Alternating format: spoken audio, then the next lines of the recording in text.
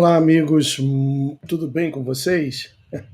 Prazer estar aqui novamente. Eu sou o Gustavo, sejam todos muito bem-vindos a essa transmissão.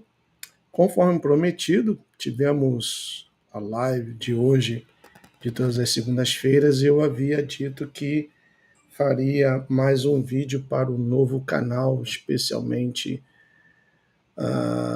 para o YouTube, canal 14, que é o canal mais recente. Estamos já com um pouco mais de 2.000 inscritos. Ainda não está liberado fazer lives pelo canal porque falta alcançar o objetivo de 4.000 horas de visualização. Mas eu creio que essa semana, já para quinta, sexta-feira, ou quem sabe até no sábado, conseguiremos então esse objetivo. Mas nessa transmissão eu gostaria de pedir que você que estará acompanhando, que abrisse a sua Bíblia, eu até deixei anotado aqui, são 5 passagens. Livro de Efésios, capítulo 5, versículo 11. Novamente, Efésios, capítulo 5, versículo 11. Também o livro de Isaías, capítulo 5, versículo 20. Isaías, capítulo 5, versículo 20. Provérbios, capítulo 17, versículo 15. Salmos, Salmo de número 94, do versículo 16 ao 20. E novamente Provérbios, capítulo 8, versículo 13. Por favor.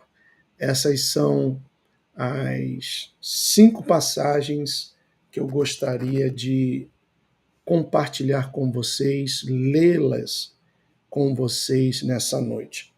E eu estou aqui com a versão João Ferreira de Almeida. Vamos então começar pelo livro de Provérbios, ou perdão, pelo livro de Efésios, não Provérbios, mas Efésios, capítulo 5, versículo 11. E vou trazer o marcador para cá. Muito bem. Permita-me fazer uma introdução, primeiramente.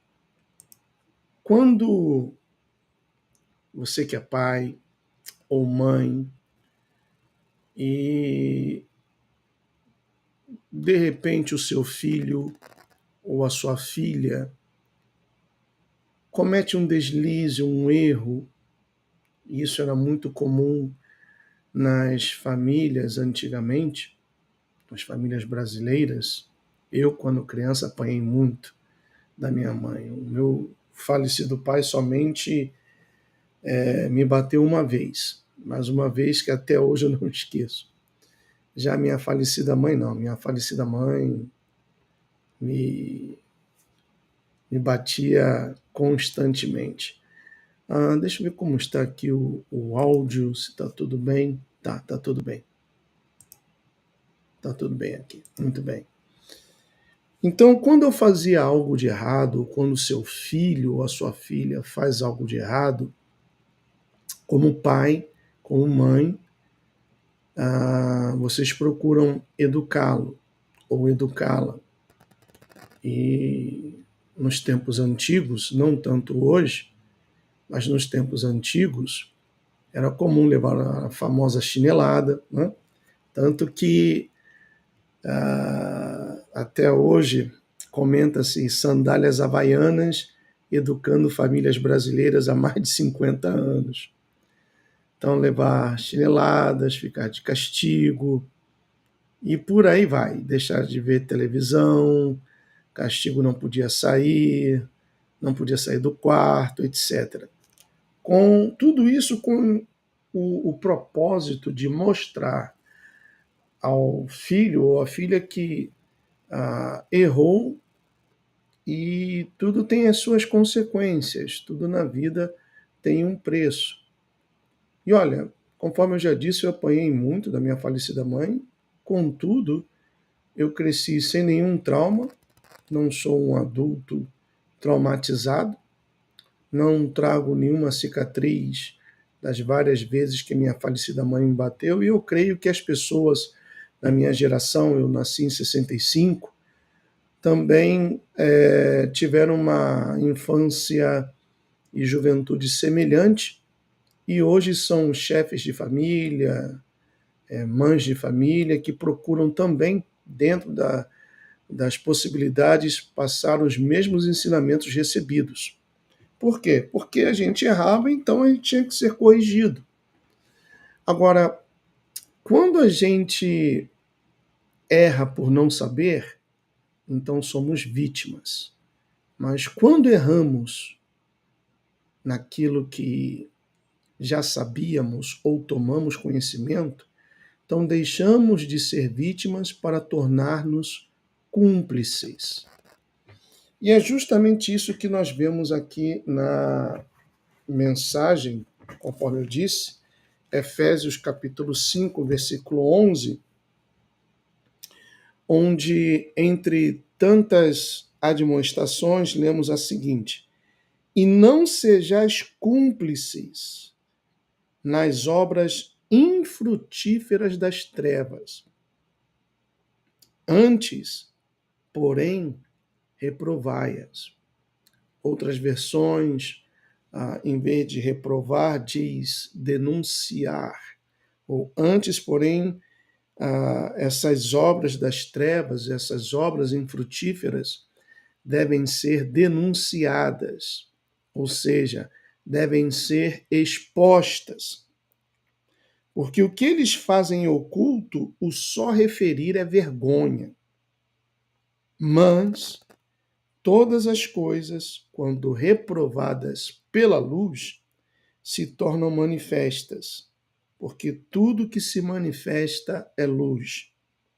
Pelo que diz, versículo 14, desperta, ó tu que dormes, levanta-te de entre os mortos. E nessa versão aqui diz, e Cristo te iluminará.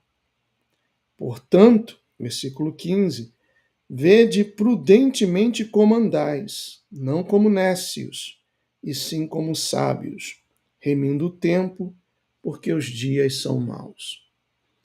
Então, uma coisa que eu tenho feito e muito nos canais, nas lives, é denunciar a hipocrisia e corrupção do gênero gospel, ou das igrejas evangélicas, pentecostais, neopentecostais e afins.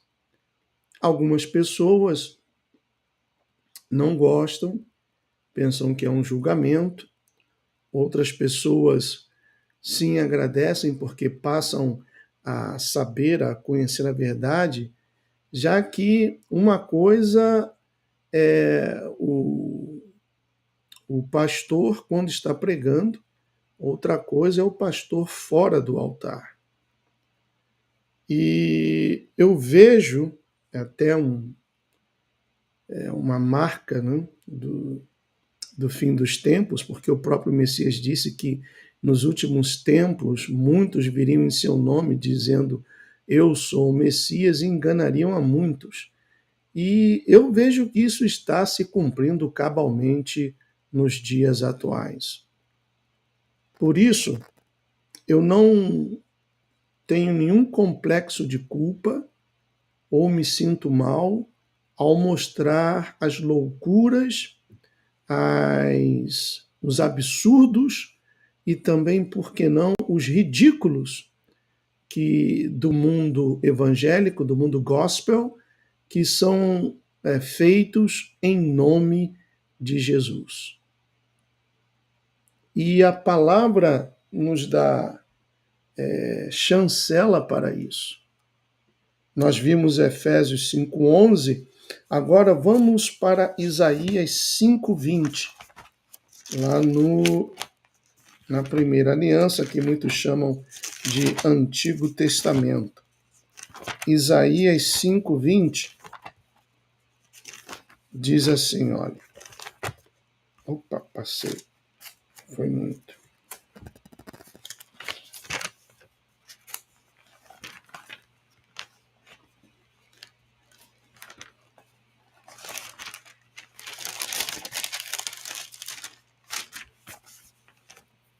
Só um momentinho.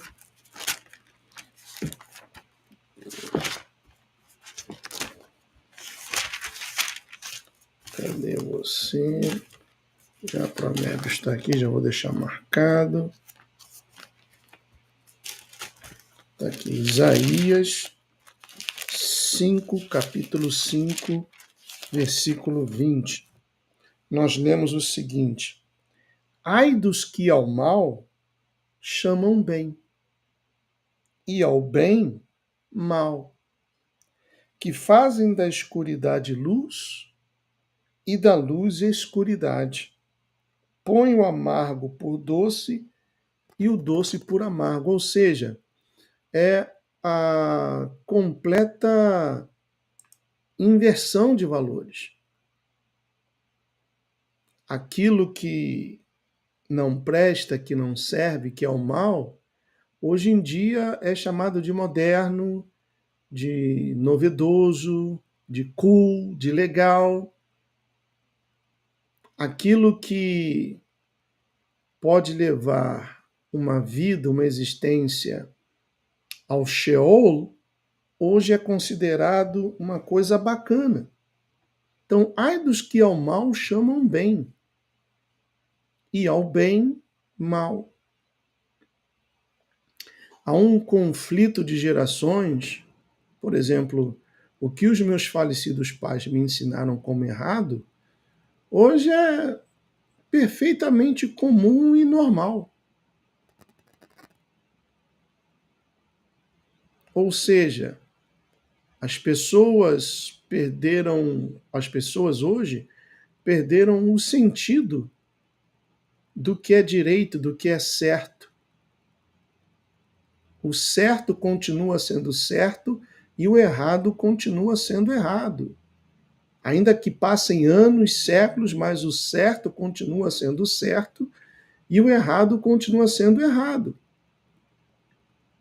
E o Messias, o nosso Salvador, ele quer que homens e mulheres se levantem e se posicionem contra essa inversão de valores. E anuncia aos quatro ventos, porque ele não nos tem dado o espírito de covardia. Agora nós vamos ver, sobre isso que eu estava comentando, que o Messias quer que nós nos posicionemos, o livro de Provérbios, capítulo 17. Provérbios, capítulo 17, versículo 15, onde nós lemos o seguinte: o que justifica o perverso e o que condena o justo, abomináveis são para o Senhor, tanto um como o outro. Então, o que justifica o perverso? Justificar é querer confirmar, é querer dar a razão a quem não tem razão.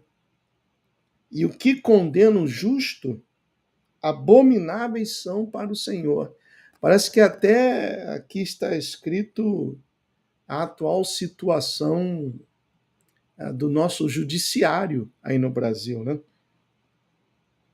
Soltam bandidos e prendem pessoas honestas. Então isso tem que ser denunciado, isso tem que ser proclamado, ainda que venhamos a correr o risco de perder a nossa própria liberdade.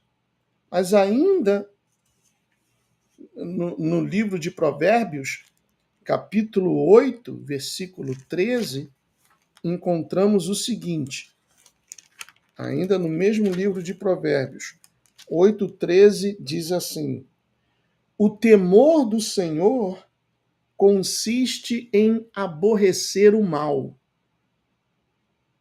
Então, quando nós aborrecemos o mal, quando expomos o mal, quando trazemos à luz o mal, então o fazemos porque tememos ao Eterno. Então, o temor do Senhor consiste em aborrecer o mal. A soberba, a arrogância, o mau caminho e a boca perversa, eu os aborreço. Então, para você que de repente não entende o porquê eu venho expondo continuamente, repetidamente, os enganos absurdos, os ridículos, os exageros do mundo gospel, dos seus falsos pastores, falsos profetas, do engano da Trindade, do batismo em nome do Pai, do Filho e do Espírito Santo, do engano do falar em línguas e tantas outras coisas, é porque eu me baseio nessa mensagem aqui. O temor do Senhor consiste em aborrecer o mal. E, por último, vemos o livro de Salmos, Salmo de número 94, onde encontramos o seguinte, preste atenção, porque esse salmo, como os evangélicos gostam de dizer, né, é muito forte. Muito forte. Olha só. Salmo 94, do versículo 16 ao 20, diz assim: Quem se levantará a meu favor? Quem se levantará a meu favor contra os perversos? Olha só. Vou repetir aqui. O Provérbios 8, 13, voltando aqui ao livro de Provérbios.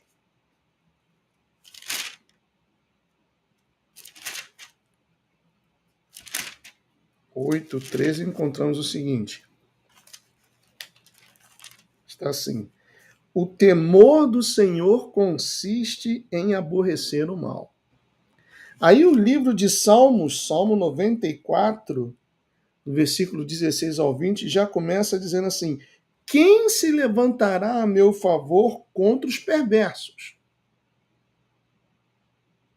Quem estará comigo contra os que praticam a iniquidade?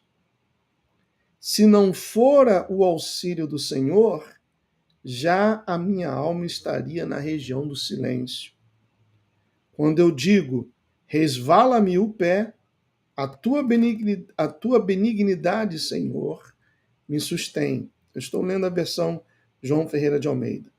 Nos muitos cuidados que dentro de mim se multiplicam, as tuas consolações me alegram a alma. Aí o versículo 20. Pode, acaso, associar-se contigo o trono da iniquidade, o qual forja o mal, tendo uma lei por pretexto? Olha que coisa maravilhosa. O Eterno pergunta: quem se levantará a meu favor? Eu tenho procurado me levantar contra tudo e contra todos. Já perdi vários canais, muita gente já saiu dos canais, dos grupos, pessoas que começaram nessa caminhada e hoje, por um motivo ou outro, não quiseram continuar, mas eu vou continuar me levantando em favor ou a favor do meu Salvador e mostrar os enganos existentes no mundo evangélico. E por que eu estou falando tudo isso? Ora, é sabido, meus queridos irmãos, que não são poucos, não é um, nem tampouco dois, são vários pastores que, quarta e domingo, estão impondo as mãos sobre as pessoas, pedindo as bênçãos dos céus sobre a vida daquelas pessoas. Segunda e quinta, vão a um lugar escuso, a um lugar não digno e servem a entidade chamada Baphomet. Eu gostaria que você agora prestasse atenção nesse pequeno documentário que será mostrado a seguir.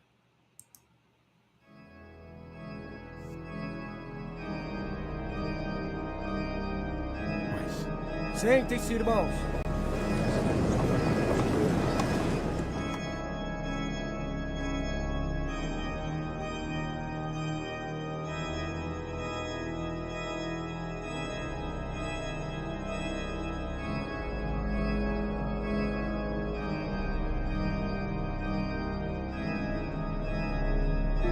Venha até o altar.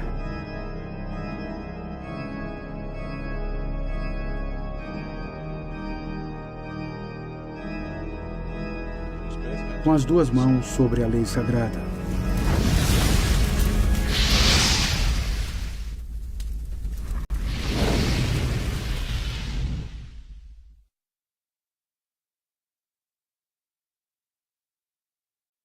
Prezados amigos, o casamento da maçonaria com as grandes denominações evangélicas brasileiras é um assunto que voltou com muita força quando um site evangélico publicou que a Convenção Batista Brasileira foi fundada pela maçonaria e que a Igreja Presbiteriana do Brasil também teve e tem até hoje forte ligação com a Irmandade Maçônica.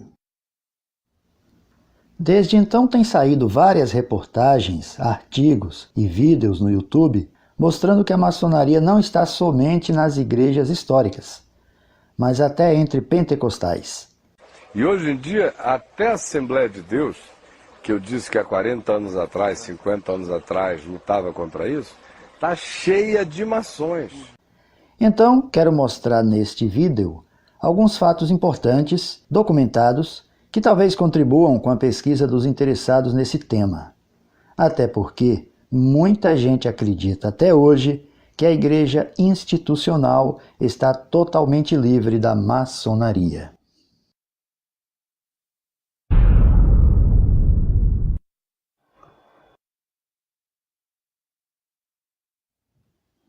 Este vídeo não tem a intenção de combater a maçonaria e muito menos defendê-la, mas somente sustentar a ideia de que toda sociedade secreta, por mais organizada e filantrópica que demonstre ser, é considerada, pela maioria dos cristãos, incompatível com os princípios do cristianismo bíblico.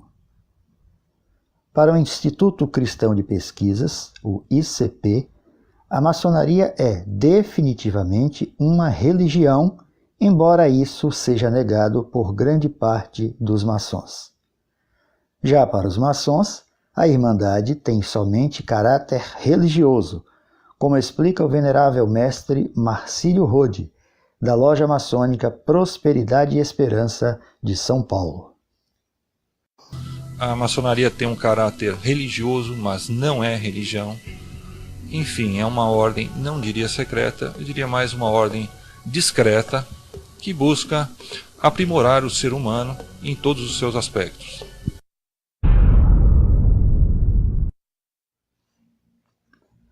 A maçonaria tradicional é uma fraternidade com ritos iniciáticos, fundada na Europa há alguns séculos, mas sem datação precisa. Maçons ingleses defendem que os seus primeiros registros documentais são datados de 1717 em Londres, onde existe, até hoje, a Grande Loja Unida da Inglaterra, uma espécie de quartel-general de um dos ramos da Irmandade, e tem vários rituais, segredos e princípios, além de uma vasta simbologia.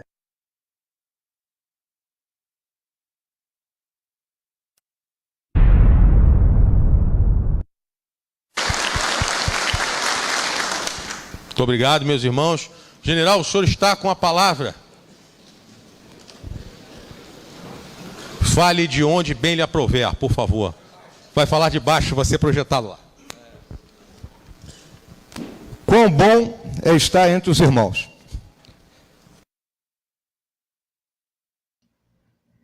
E onde a maçonaria está? Meu amigo, não se engane. A maçonaria está em todo lugar.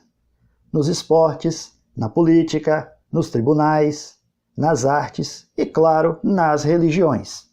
Se você é membro de uma igreja evangélica ligada a um sistema de sínodos e concílios superiores, saiba que todos os indícios apontam para, se não um controle, pelo menos um monitoramento ostensivo da fraternidade maçônica. Talvez você até tenha ouvido um pastor ou líder de uma igreja afirmar, com muita convicção, que o seu grupo evangélico está livre de membros maçons ou mesmo de sua influência. E provavelmente esse pastor não está escondendo nada. A questão é que nem todos os pastores sabem como funciona a maçonaria. Os seminários teológicos por onde passam os principais candidatos ao pastorado não se aprofundam no estudo de sociedades secretas, nem sua história e nem suas formas de atuação. Às vezes, essas escolas até abordam esse tema na área de apologética, que é a defesa da fé. Mas não é comum que um seminário de teologia gaste tempo com isso. Além disso, nem todos os seminaristas se interessam por matérias assim.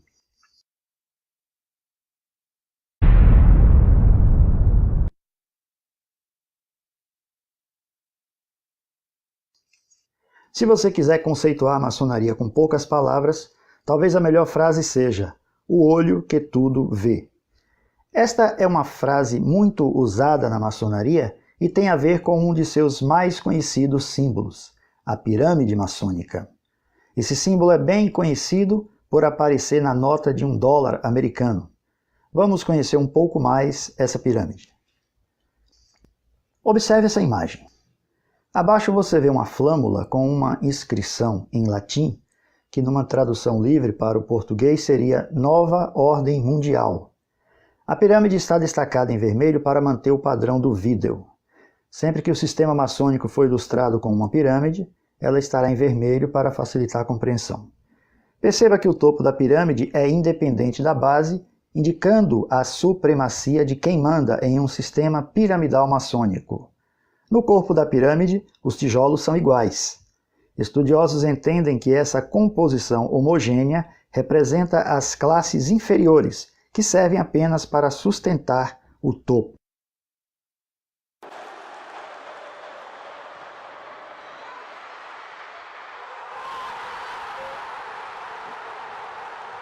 Apenas por uma questão didática, veja como funciona o sistema esportivo, mais especificamente no futebol. Quem torce para um time do futebol brasileiro dificilmente se dá conta que o seu clube não é tão forte e independente como imagina. Na verdade, cada clube é só uma peça no sistema do futebol. Todos eles estão submissos a uma federação estadual que comanda cada campeonato, cada disputa e, naturalmente, define as taxas que serão cobradas. Um sistema com moldes maçônicos bem montado, seja no âmbito esportivo, financeiro ou religioso, só funciona se houver submissão da massa controlada e um mecanismo contínuo de arrecadação.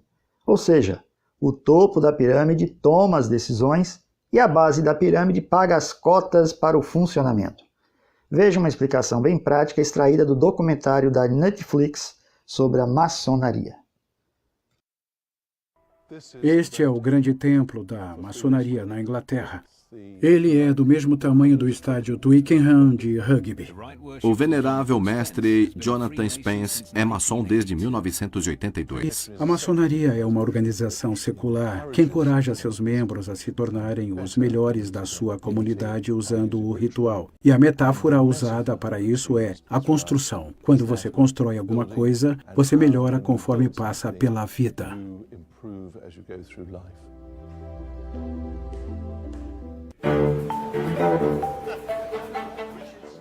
Hoje, Jonathan estará liderando um dos maiores eventos maçônicos do ano, a comunicação trimestral. Apesar de ser pouco mais que uma gloriosa reunião de negócios, a comunicação trimestral terá a participação de 1.400 maçons de todo o país e até do mundo. Como vai? Estou representando o grão-mestre da Croácia. É um prazer. O prazer é todo meu. Obrigado. Bem-vindo a Londres. A comunicação trimestral é uma reunião formal de negócios e as decisões podem variar desde a definição das cotas para o ano seguinte até se é apropriado reconhecer uma grande loja de outro país. Quem está no topo do comando do futebol é a FIFA. As imagens da abertura da Copa FIFA de 2018 na Rússia revelam formas que lembram símbolos maçônicos. Pode até ser coincidência, mas, no mínimo, é muito estranho.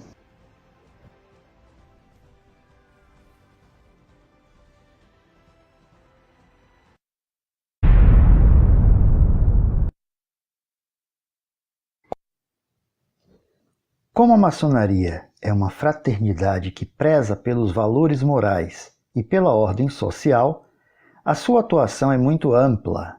Sendo assim, quero citar 3 organizações fundadas por maçons, ligadas à maçonaria e presentes em quase todo o mundo: o Lions Club, o Rotary Club e o Escotismo.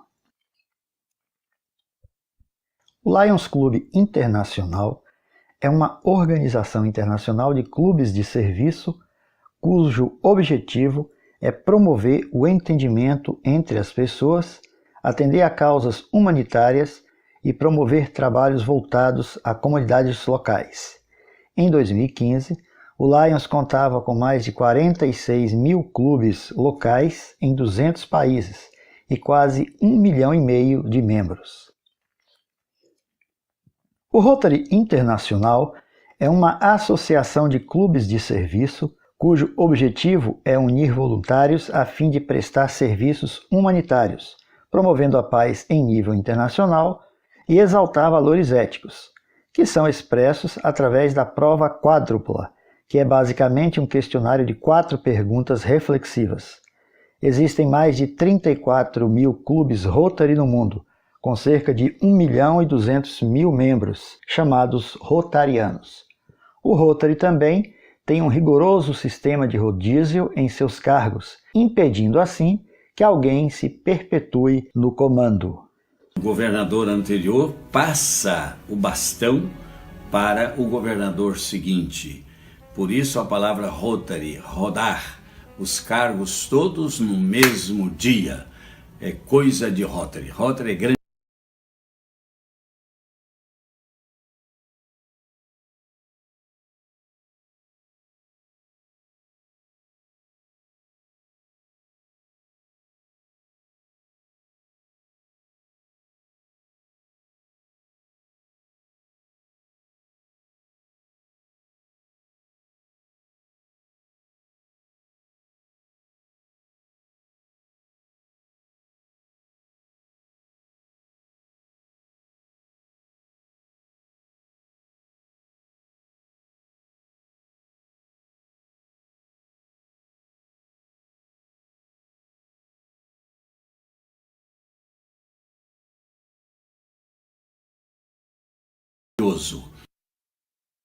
O escotismo foi fundado em 1907 por Robert Baden-Powell. Várias lojas maçônicas no mundo inteiro levam o seu nome. O escotismo é um movimento juvenil mundial, educacional, voluntariado, apartidário e sem fins lucrativos. A sua proposta é o desenvolvimento do jovem por meio de um sistema de valores que prioriza a honra, baseado na promessa e na lei escoteira. Quem foi criança nas décadas de 70 e 80 e que gostava de ler quadrinhos, talvez se lembre dos escoteiros mirins, um grupo de garotos liderado pelos sobrinhos do Pato Donald. Os escoteiros mirins viviam em contato com a natureza, cuidando de animais feridos, apagando focos de incêndio em bosques e florestas e fazendo casas nas árvores. Uma característica marcante dos escoteiros mirins, e que é um forte comportamento maçônico, era o seu grande empenho para receber medalhas, reconhecimento e condecorações do escotismo. Bem, o que havia por trás disso? A verdade é que esses garotos dos quadrinhos são personagens dos estúdios de Walt Disney. Um maçom grau 33 que usou seu trabalho artístico para difundir os valores maçônicos. A criança ou adolescente que ingressa no escotismo é iniciada nessa atmosfera de cooperação e fraternidade, despertando assim, se for o caso, sua vocação futura para as atividades maçônicas.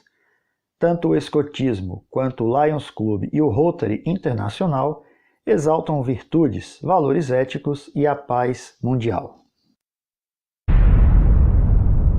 É praticamente impossível conhecer e relatar todas as atividades e influências maçônicas dentro do sistema religioso do cristianismo, mas podemos enumerar alguns pontos bem visíveis e fáceis de identificar. As duas principais igrejas históricas do Brasil, ou pelo menos as mais conhecidas, são as igrejas batistas históricas e também a Igreja Presbiteriana do Brasil.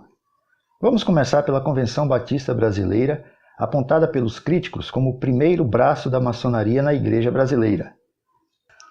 Voltando ao século XIX, a Igreja Católica e os maçons estavam se desentendendo no mundo todo, e em 1884, o Papa Leão XIII condenou definitivamente a maçonaria. Nós sabemos que, historicamente, o Papa Leão XIII ele condenou definitivamente a maçonaria e, através da sua encíclica Humanum Genus, do dia 20 de abril de 1884, determinou qual era a atitude da Igreja Católica diante da instituição maçônica.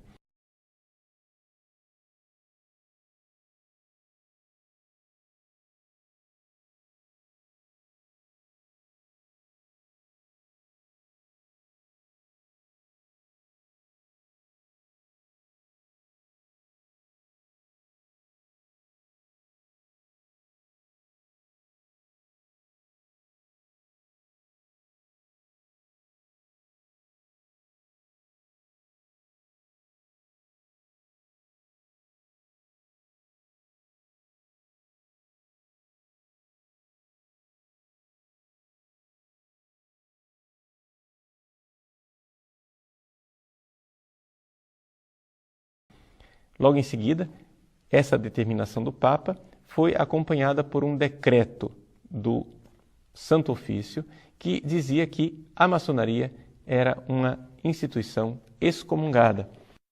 Com isso, as relações da Igreja Católica no Brasil e as lojas maçônicas ficaram mais tumultuadas. Nesse ínterim, a Missão Batista Norte-Americana estava em processo de implantação do seu trabalho missionário no Brasil.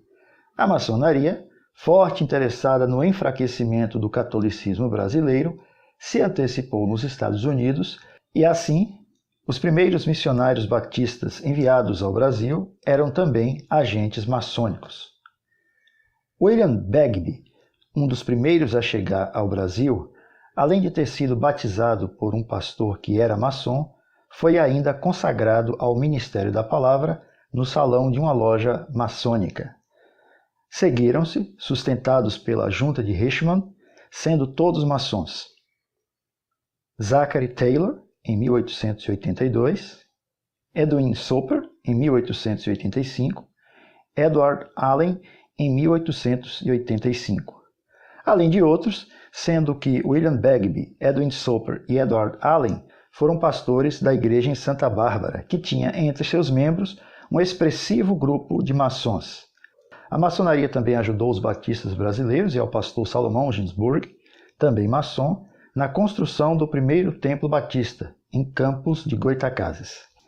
Já a Igreja Presbiteriana do Brasil, apesar de não haver qualquer registro de que o seu primeiro missionário no Brasil, Ashbel Green Simonton, tenha sido maçom, é uma igreja com mais semelhanças maçônicas que a própria Igreja Batista histórica. A sua simbiose com a sociedade secreta vem desde a concepção da própria maçonaria moderna, no século XVIII. A primeira Constituição maçônica foi publicada em 1723, de autoria do pastor presbiteriano James Anderson. Essa carta magna da maçonaria é referência histórica e inspiração para centenas de outras constituições de grandes lojas e denominações evangélicas. O presbiterianismo calvinista histórico surgiu na Escócia e migrou para a Inglaterra e Estados Unidos, mesmo caminho percorrido pelo rito escocês da maçonaria anos depois, tornando-se muito forte nos Estados Unidos. Tanto é que o Supremo Concílio do grau 33 do rito escocês tem sua sede em Washington, D.C., para a jurisdição do Sul. Quando o presbiterianismo chegou oficialmente ao Brasil em 1859, logo recebeu forte apoio dos maçons, tanto de maçons americanos que vinham para o Brasil, como dos maçons brasileiros. A Irmandade enxergava nessa linha protestante uma estrada mais pavimentada para a sua expansão.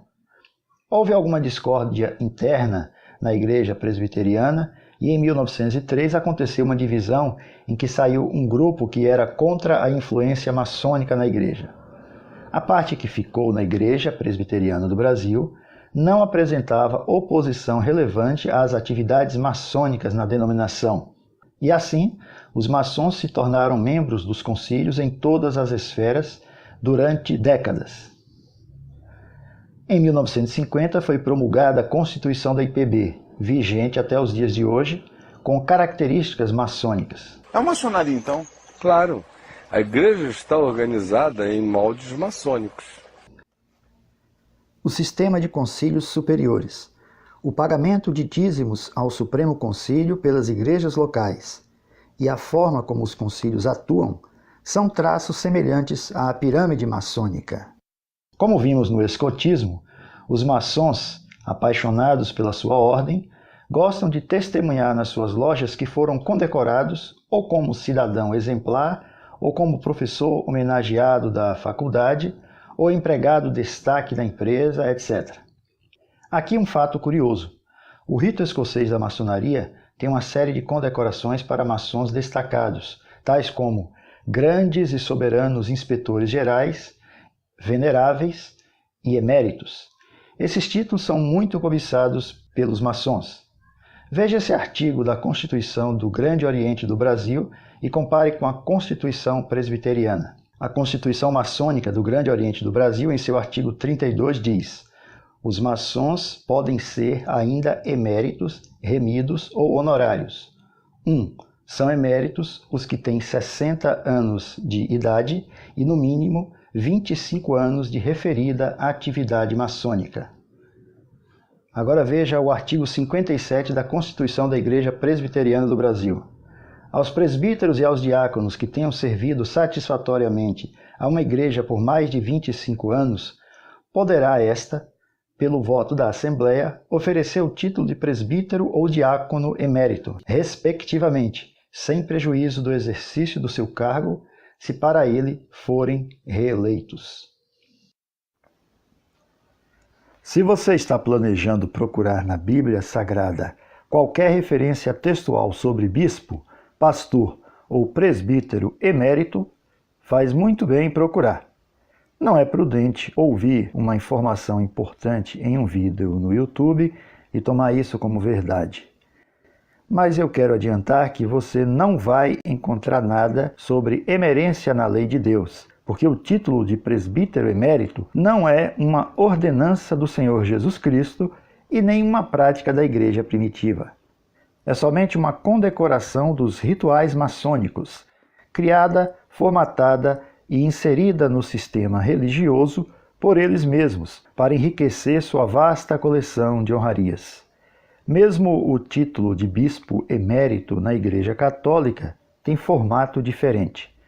Observe que o título constitucional presbiteriano de emérito não contempla nenhum irmão ou irmã crente da comunidade, sem um cargo de oficial e fora da pirâmide, mesmo que ele ou ela tenha contribuído com a igreja durante 50 anos.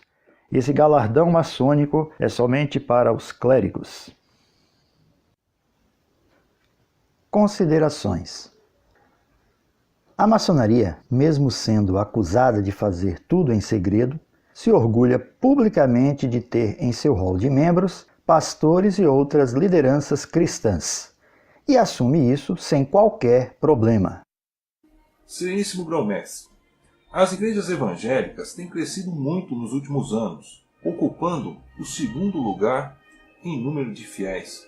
O senhor poderia nos dizer se existem pastores evangélicos maçons e como é o relacionamento da maçonaria com essas igrejas evangélicas? Muito obrigado por essa pergunta. Essa pergunta é muito importante. Acontece o seguinte, a maçonaria ela não é religião.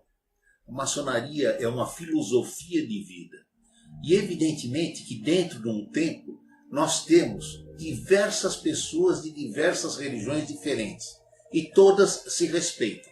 Sim, nós temos padres católicos, nós temos pastores evangélicos que são irmãos nossos de maçonaria. Eles trabalham porque dentro dos nossos templos nós temos um livro sagrado. E esse livro sagrado é a Bíblia, é um livro de moral. E nós temos diversos irmãos que fazem parte, que são evangélicos, que são católicos, que são budistas, que são maometistas, de todas as religiões. E isso é importante todos se reunirem no mesmo tempo. Outra coisa que eu quero deixar bem claro é que a maçonaria é a única que consegue congregar dentro de um templo todas as religiões. Mas, ao que parece, o sistema religioso, que sempre diz ser da luz, prefere não comentar nada sobre seu envolvimento com a maçonaria. É raro você ver uma igreja assumir essa relação. O Supremo Concílio da Igreja Presbiteriana do Brasil publicou em 2010 um documento dizendo: quanto à incompatibilidade com a maçonaria, o Supremo Concílio IPB 2010 resolve 1. Aprovar o documento. 2. Reafirmar a incompatibilidade das doutrinas maçônicas com a fé cristã. Desde essa publicação, está valendo uma recomendação às igrejas locais para não receberem em seu hall de membros nenhum associado de sociedades secretas, incluindo a maçonaria. No entanto, esse decreto levantou algumas perguntas, pois, por algum motivo não explicado, não houve recomendação a pastores ou presbíteros de deixarem também as entidades maçônicas, como Rotary Internacional e Lions Club. Ou seja, o maçom presbiteriano pode deixar a maçonaria e continuar como rotariano. Cuidado, meu irmão, cuidado, minha irmã. Enquanto o povo de Deus se dirige aos templos para adorá-lo e praticar a comunhão dos santos, muita coisa acontece nas sombras que os crentes não sabem. O Evangelho do Senhor Jesus Cristo é simples. Nós é que complicamos.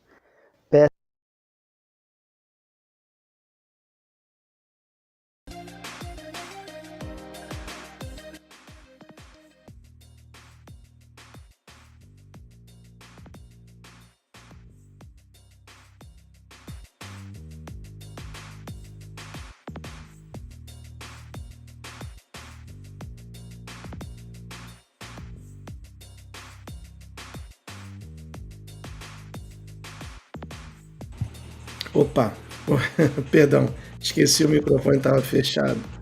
Bom, o que eu estava dizendo é o seguinte, eu não vou nem comentar nada sobre esse vídeo em forma de documentário, trabalho excelente, muito bem feito, está claro, cristalino, muito bem explicado. E como pode um verdadeiro cristão, um servo do Altíssimo, do Messias, ficar calado diante dessa, como Efésios diz, dessa obra infrutífera das trevas, dentro dos templos CNPJ, não dentro de igrejas, porque nós somos a igreja.